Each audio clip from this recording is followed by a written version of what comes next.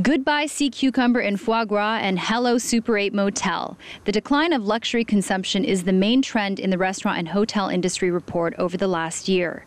Since Chinese President Xi Jinping came to power in 2012, there has been a crackdown on government officials using public funds for dining, entertainment, and travel.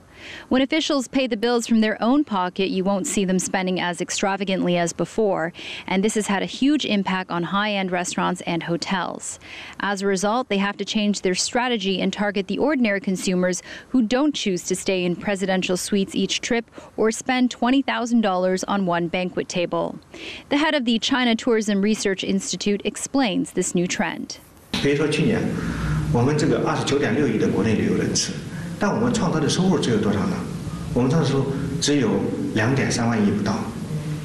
那换句话说，我们人均的旅游消费也就800块钱不到。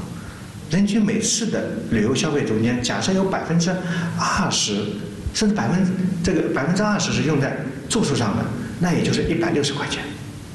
那这是中国的基本国情。 The new report exposes the high spending and irrational consumption of previous years. If high-end hotels and restaurants cannot readjust their business models in time, their businesses might suffer greatly. I'm sure you've seen this picture outside of China. Chinese tourists walking out of Louis Vuitton or Chanel with bags and bags full of goods. You might think that all Chinese people have money trees, but this is not true at all. The average spending of Chinese tourists still can't compete with Japanese and Western consumers. And if you travel throughout China, you'll find that there's a wide range of hotels and restaurants that cater to various economic brackets.